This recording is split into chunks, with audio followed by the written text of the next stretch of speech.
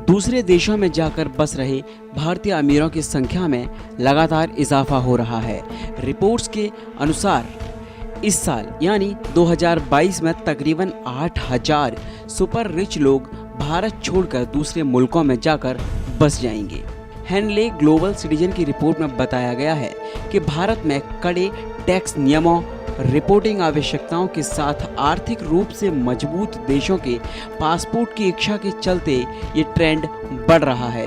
वहीं टेक्नोलॉजी की दुनिया में उभर रहे नए व्यवसायियों, व्यापारियों, उद्यमियों को तेजी से व्यापार वृद्धि और निवेश के अवसरों तक पहुंचने के लिए दूसरे देशों का रुख करना पड़ रहा है। हेनले ग्लोबल विश्व स्तर पर निजी धन और निवेश प्रवृत्तियों को ट्रैक करता है। इसके अलावा परिवार के लिए बेहतर शिक्षण और स्वास्थ्य सुविधाओं सहित उच्च जीवन स्तर की बढ़ती मांग के कारण भी लोग देश छोड़कर जा रहे हैं। कोरोना काल में ये मांग ज़्यादा बढ़ी थी।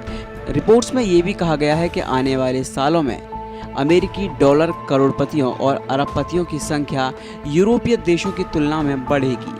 अगले 10 साल के बारे में बताते हुए कहा गया है कि भारत में 80% की वृद्धि होगी, जबकि अमेरिका में केवल 20% और फ्रांस, जर्मनी, इटली और यूके में 10% की वृद्धि होगी।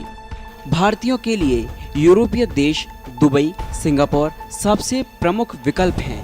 टेक्नोलॉजी के क्षेत्र से जुड़े उद्यमियों के लिए सिंगापुर में बसना सबसे पसंदीदा जगह है, जबकि मजबूत कानून प्रणाली और विश्व स्तरीय वित्तीय सलाहकारों की उपलब्धि के कारण पारिवारिक कार्यालय स्थापित करने के लिए दुबई बेहतर विकल्प माना जा रहा है।